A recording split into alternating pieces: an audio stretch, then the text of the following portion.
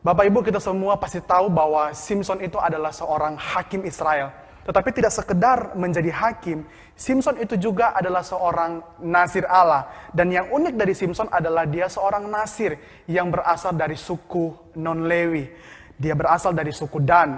Dan hal yang unik yang lainnya adalah berita tentang kenasiran Simson itu sudah disampaikan oleh malaikat sejak Simson itu belum dikandung oleh ibunya. Ya, mari kita memperhatikan bagian ini di dalam Hakim-Hakim 13 ayatnya yang kelima. Hakim-Hakim 13 ayatnya yang kelima. Saya akan bacakan buat Bapak Ibu semua. Sebab engkau akan mengandung dan melahirkan seorang anak laki-laki. Kepalanya takkan kena pisau cukur. Sebab sejak dari kandungan ibunya, anak itu akan menjadi seorang Nazir Allah. Dan dia akan mulai penyelamatan orang Israel dari tangan orang Filistin.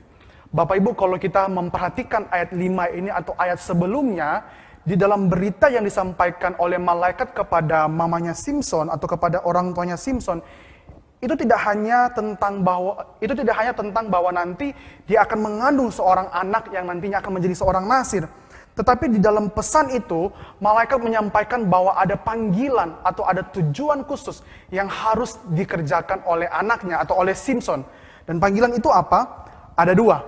Yang pertama adalah di mana Simson itu harus membebaskan bangsa Israel dari penindasan bangsa Filistin yang sudah berlangsung selama 40 tahun.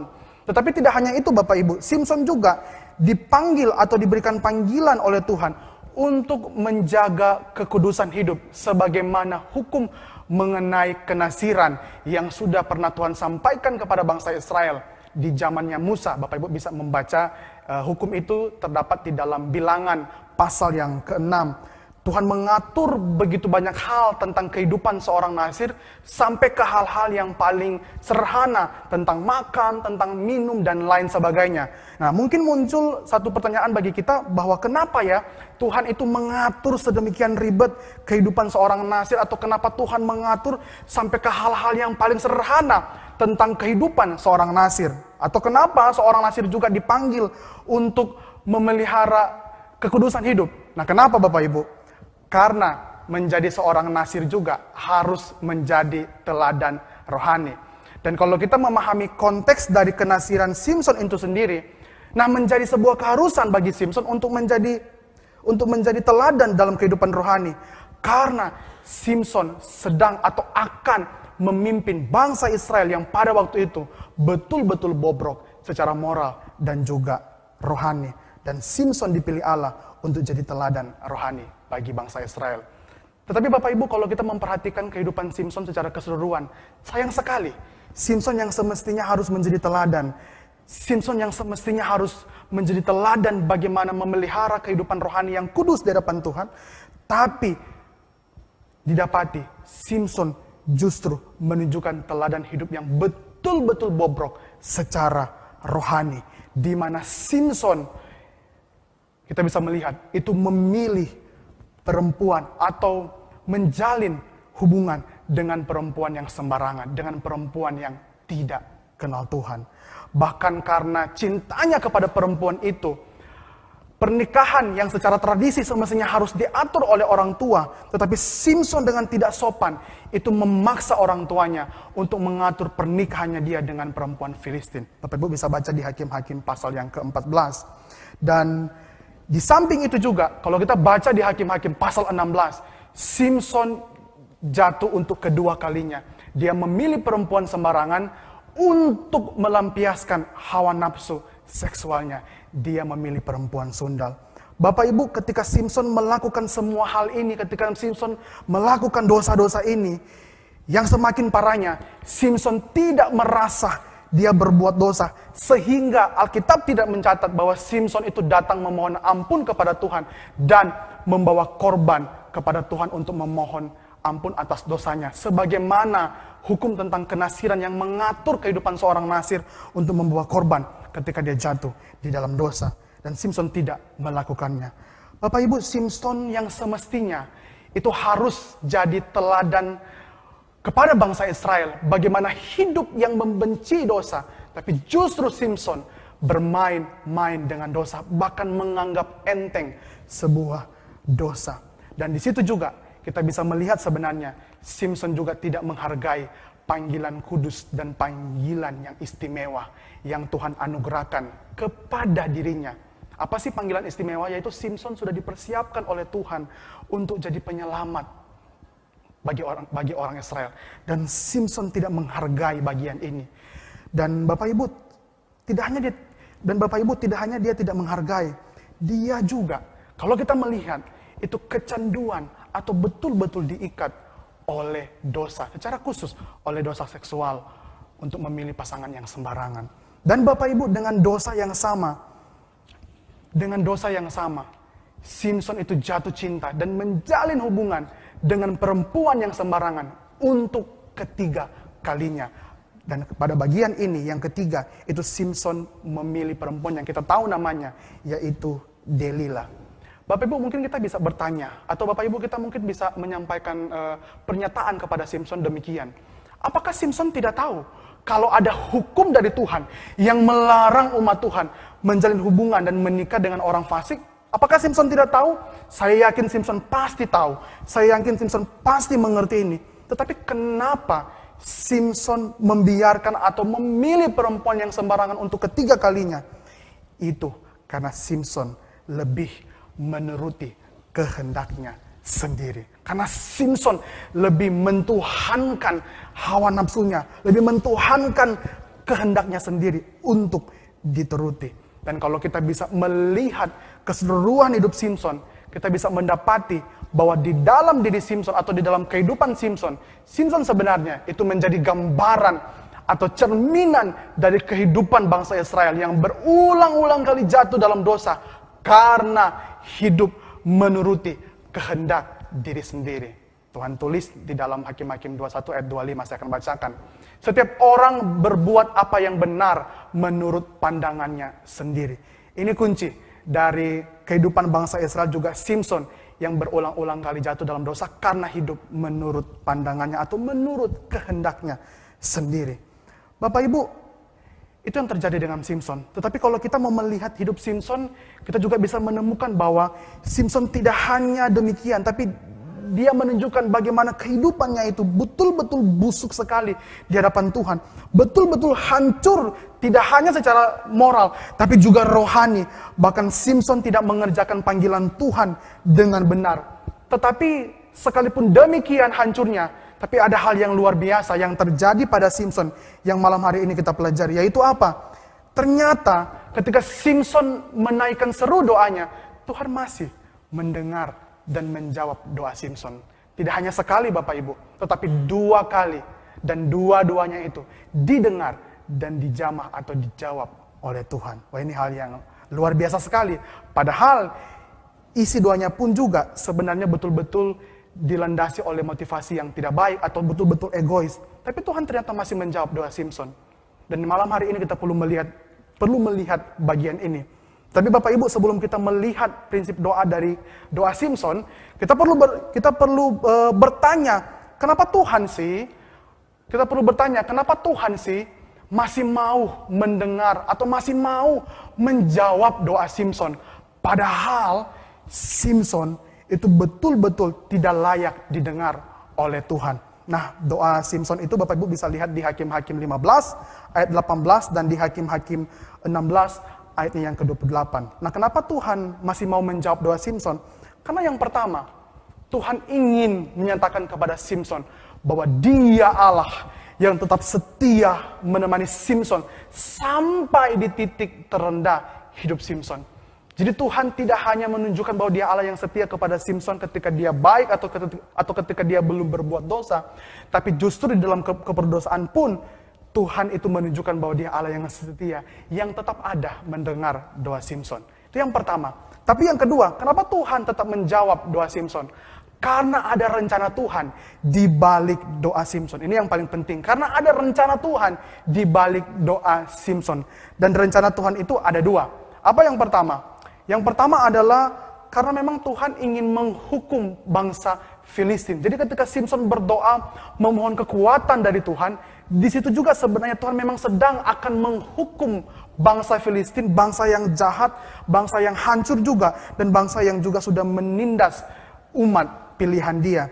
Tetapi yang kedua yang tidak kalah penting dengan poin yang pertama adalah karena ketika bangsa Filistin itu dihancurkan oleh Tuhan di bagian itu pasti akan menjadi sebuah berita yang besar kepada banyak orang bahwa ternyata Simson berhasil mengalahkan mereka, padahal mereka sudah memuja-muja Allah mereka ya, Allah Dagon. Nah, itu bisa menjadi bagian sebenarnya di mana bangsa Israel melihat bahwa ternyata dewa yang besar atau Allah yang disembah oleh bangsa Filistin yaitu Dagon ternyata mampu dikalahkan oleh Allah. Dan ini menjadi momentum yang baik bagi bangsa Israel untuk sekali lagi melihat bahwa tidak ada Allah yang sehebat Allah Israel. Dan Tuhan mau bangsa Israel melihat dan berbalik kepada Tuhan. Karena hanya Tuhan Allah yang paling terbaik. Bapak Ibu, melalui bagian tadi yang saya sampaikan tentang Tuhan yang masih menjawab doa Simson, dari situ kita bisa melihat bahwa ada hal atau prinsip-prinsip yang baik yang kita boleh belajari dari Simson, sekalipun ada hal-hal yang jelek juga dari dirinya. Apa yang pertama? Yang pertama adalah bahwa di dalam keadaan apapun kita harus tetap datang berdoa pada Tuhan. Sekalipun mungkin kita lihat bahwa Simson itu seperti orang yang tidak tahu malu ya. Dia sudah berdosa tapi dia mau datang kepada Tuhan. Bahkan juga dia seperti orang yang hanya datang kepada Tuhan ketika dalam keadaan yang dia lagi butuh saja. Tetapi sebenarnya di bagian yang lain itu baik bahwa Simson masih ingat untuk datang berdoa di hadapan Tuhan. Dan ini juga perlu kita pelajari di mana di dalam keadaan apapun kita harus tetap datang berdoa kepada Tuhan. Mengapa Bapak Ibu? Karena kita harus ingat waktu kita datang berdoa kepada Tuhan, itu kita datang berdoa kepada Bapa kita. Bapa yang penuh kasih, Bapa yang tidak hanya akan mendengar seru doa kita ketika kita dalam keadaan yang baik-baik saja, tetapi di dalam keadaan berdosa pun Bapa tetap akan mendengar seru doa kita. Dan ini yang tadi yang sudah saya bilang bahwa kenapa Tuhan menjawab doa Simson, karena Tuhan tetap ingin menunjukkan bahwa Dia Allah yang setia, yang tidak hanya menemani dan mendengar doa Simson ketika Simson dalam keadaan baik, tetapi dalam keadaan buruk pun Tuhan tetap ada di sana karena Dia Allah yang setia, yang penuh belas kasihan. Bapak Ibu, ini sebenarnya harus menjadi berita yang sukacita kepada kita karena Tuhan terbuka untuk kita datang kapan saja. Permasalahannya kita mungkin yang sering lupa dan mengabaikan Tuhan, atau kita mungkin yang sering lupa bahwa Tuhan itu terbuka untuk didatangi kapan saja di dalam doa. Maka mari kita belajar bahwa di dalam keadaan apapun kita harus belajar tetap ingat untuk kita datang berdoa di hadapan Tuhan. Yang kedua adalah Bapak Ibu, Simson boleh memberikan kita teladan bahwa ketika Simson berdoa, di situ Simson menunjukkan bahwa dia menyadari keterbatasan dia sebagai manusia. Sekalipun mungkin Simson menyadari bagian ini hanya ketika dia mengalami titik-titik kritis dalam hidupnya, tapi nggak apa-apa. Yang baik dari dia masih ingat Tuhan, dan dia juga ingat bahwa dia perlu Tuhan karena dia terbatas sebagai manusia, sehingga dia memohon Tuhan untuk boleh memberikan dia air karena dia haus. Tapi di doa yang kedua dia memohon Tuhan sekali lagi untuk boleh memberikan dia kekuatan. Dan ini juga menjadi bagian penting untuk kita pelajari bahwa kita harus menyadari kita itu terbatas sebagai manusia, dan kita perlu datang kepada Tuhan dalam doa, dan juga perlu datang kepada Tuhan dengan sikap yang demikian, menyadari bahwa kita itu terbatas dan bahwa kita itu betul-betul perlu pertolongan dan perlu bersandar kepada Tuhan Allah yang Maha Kuasa. Yang ketiga, yang terakhir, Bapak Ibu, melalui Simson kita bisa belajar bagaimana bukan cuma berdoa dengan penuh iman, tetapi doa itu harus dilandaskan kepada pengenalan akan Tuhan. Jadi berdoa dengan penuh iman yang dilandaskan kepada pengenalan akan Tuhan. Dan ini yang Simson tunjukkan. Di doa yang kedua, Simson tidak hanya berseru kepada Tuhan, tetapi Simson berseru dan menyebut nama Tuhan dengan sebutan Yahweh. Bapak Ibu, ini penting sekali. Kenapa penting? Karena ketika Simson berdoa dengan menyebut dan memanggil nama Tuhan dengan sebutan Yahweh, Di situ Simson lagi dibawa kepada pengenalan akan Tuhan yang memperkenalkan dirinya sebagai Tuhan yang setia kepada ikatan perjanjian. Dan sudah terbukti sejak Tuhan menuntun kehidupan nenek moyang mereka. Ada Abraham, Ishak, dan juga Yakub. Dan kepada Tuhan itulah, dan kepada Tuhan inilah, Simson juga percaya bahwa dia pasti akan menerima janji Tuhan ketika dia berdoa pada saat itu. Maka Bapak Ibu, kita perlu berdoa dengan penuh pengenalan kepada Tuhan. Supaya kita tahu waktu kita membawa doa kita, waktu kita membawa seru kita, waktu kita menaikkan apapun yang kita rasakan, kita kenal, kita bawa doa kita kepada Tuhan yang kita yakin, Tuhan yang baik, yang pasti akan menyediakan yang terbaik. Bahkan Tuhan yang demikian, yang kita kenal adalah Tuhan yang pasti akan menolong kita dan mempersiapkan yang terbaik untuk kita. Dan kepada Tuhan yang itulah juga kita kenal bahwa dia juga Tuhan yang dapat kita andalkan di dalam titik-titik kritis hidup kita. Dan itu yang Simson beritahukan kepada kita yang dan hari ini boleh kita pelajari. Kita boleh datang kapan saja. Kita berdoa dengan kita menyadari bahwa kita manusia yang terbatas. Tapi juga yang ketiga, kita berdoa dengan penuh iman yang dilandaskan dengan pengenalan kepada Tuhan yang benar. Bapak Ibu, tetapi ada hal yang perlu saya tambahkan di akhir ini, supaya kita jangan salah nangkap atau supaya kita jangan salah mengerti bahwa kalau doa yang sesuai dengan rencana Tuhan pasti akan cepat dijawab sama seperti Simson. Karena ada rencana Tuhan di balik doa, Tuhan jawab dengan cepat sekali. Bapak Ibu, tidak demikian, tidak demikian. Karena ada banyak juga contoh kasus yang lain di Alkitab yang sekalipun ada rencana Tuhan, tetapi Tuhan tidak langsung menjawab seru doa itu. Misalnya, contoh yang boleh kita lihat adalah di Nabi Habakuk. Di Habakuk 1 ayat 2, Habakuk berkata demikian.